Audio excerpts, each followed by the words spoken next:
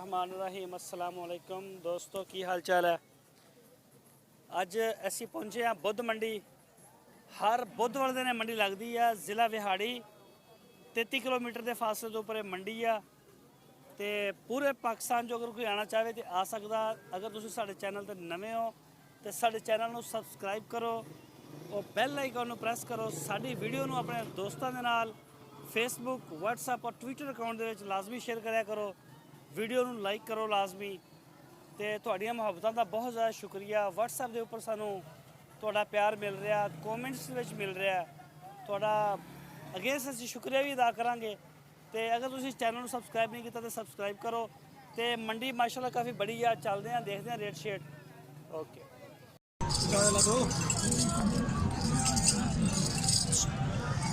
ਇਹਦੀ ਉਮਰ ਕਿੰਨੀ ਆ? 1 ਸਾਲ। ਇਹਨੂੰ ਤੋੜ ਮਾਰਿਆ ਕਿਸੇ ਪਾਸੇ ਕੋਈ ਦਿਸੇ ਤਾਂ ਸਹੀ। ਲੈ ਆ ਉਰੇ ਲੈ ਆ।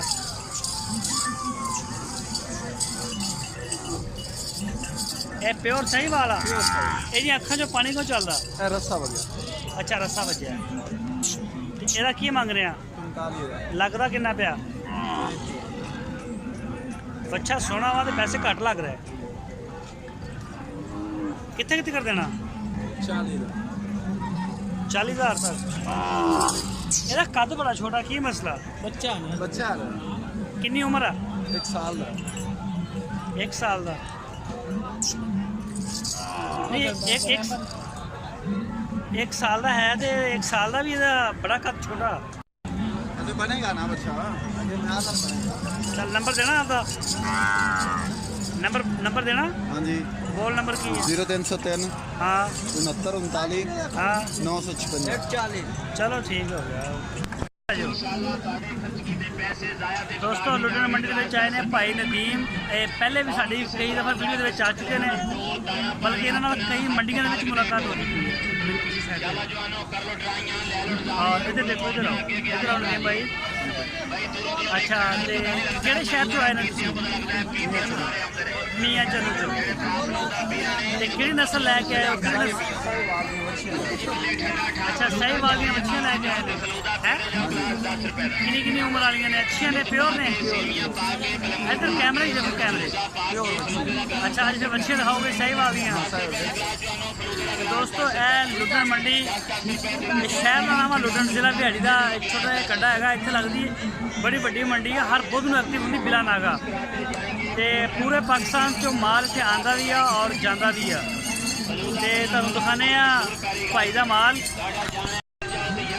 ਅੱਛਾ ਨਦੀਮ ਭਾਈ जी भाई ਇਹ ਕਿਹੜੀ ਨਸਲ ਆ ਸਾਹਮਣੇ? साहिवाल ਆਉਲੀ हाँ जी ਪਿਓਰ ਸਹੀਵਾਲ। प्योर साहिवाल। ਇੱਦਾਂ ਲੱਗਦਾ ਜਿਵੇਂ ਚੋਲਸਤਾਨੀ ਦਾ ਟੱਚ ਹੁੰਦਾ ਵਿੱਚ ਲਗਾਇਆ। ये क्रॉस मछली है। ਇਹ ਕਰਾਸ ਹੈ। ਅੱਜ ਜੋੜੀ ਦਾ ਕੀ ਮੰਗ ਰਹੇ ਹੋ? छोटे 75,000 ਜੋੜੀ ਦਾ 75,000 ਰੁਪਇਆ ਲੱਗਿਆ ਵੀ ਆ। लग गया 60।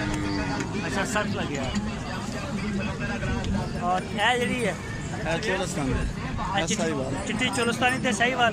ਇਹ ਜੋੜੀ ਦਾ ਕੀ ਲੱਗਿਆ? लोग शेरने को ये छोटी बढ़िया, किसका 55 लग रहा है, किसका 65 लग रहा है। ਅੱਜ ਮੰਡੀ ਦੇ ਵਿੱਚ ਮਾਲ ਬੜਾ ਘੱਟ ਹੈਗਾ।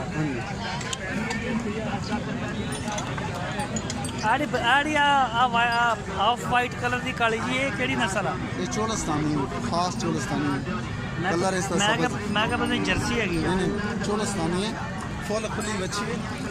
ओके आप उठे रोलन वाया कर।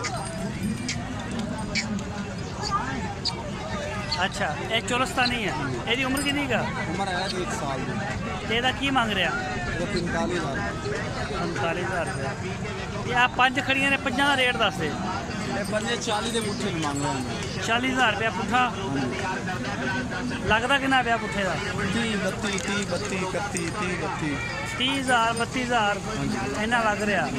ਤੇ ਦਿੰਦੇ ਕਿਉਂ ਨਹੀਂ 30 32,000? नहीं देने, रोज नहीं बांध। ਅੱਛਾ ਰੋਜ਼ ਹੀ ਨਹੀਂ ਮਾਰਦੇ। ਅੱਛਾ ਸੋਹਣਾ ਮਾਲ ਹੈ ਤੇਰਾ ਯਾਰ। ਮਾਲ ਤਾਂ ਮਾੜਾ ਨਹੀਂ ਹੈਗਾ। ਇਹ ਦੋਸਤੋ ਦੇਖ ਸਕਦੇ ਹੋ ਲੁਧਿਆਣਾ ਮੰਡੀ ਦੇ ਵਿੱਚ बड़ी शदीद तरीन गर्मी है और गर्मी के जानवरों में भी काफ़ी मुश्किल है।